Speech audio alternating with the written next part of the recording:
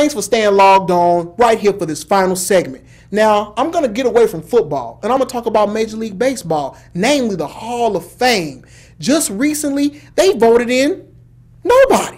No one. Not a single person made it into the Hall this year. That's very odd. Well, why is that? Most of the people on the docket to get voted in have come about in the steroid era. Yeah, the big blight on the baseball's eye. Now, this is what's weird. People like Barry Bonds and Roger Clemens, who respectively got 36% and 37% voting, and you got people like Sammy Sosa, who also got 12% voting, I feel are taken away from other guys who are right there on the cusp of getting voted in. People like Craig Biggio, which you only need 75% to get in, and he got 68. To me, that's a big problem. Not so much that they didn't vote anybody in, but are we going to always look at this tug of war as long as those guys are on the ballot?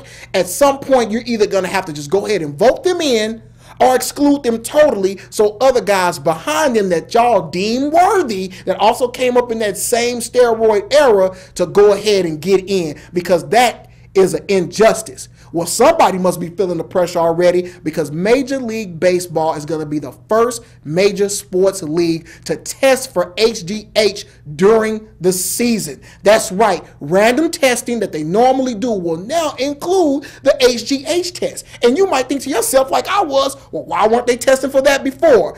Well, the baseball has always known that it had a problem with performance-enhancing drugs. We've seen some recent cases, mainly now A-Rod out there with the New York Yankees. So then it always is going to beg the question, did these guys play clean? If you ask me, it's a simple answer. Baseball knows it. We know it. No, they weren't clean. It's been a steroid performance-enhancing drug problem since the 80s and actually before that.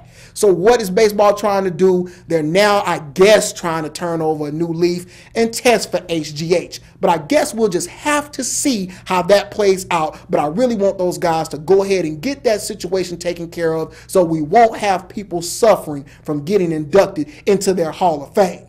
But hey, that's what I think. And even though Caesar's not here, he would have had his own views about it. Y'all may agree and you may not, but I tell you what, go ahead and hit us up at our emails, cliff@videoblacknews.com or caesar@blackvideonews.com. Until then, stay logged on and check us out right here at Blacks in Motion.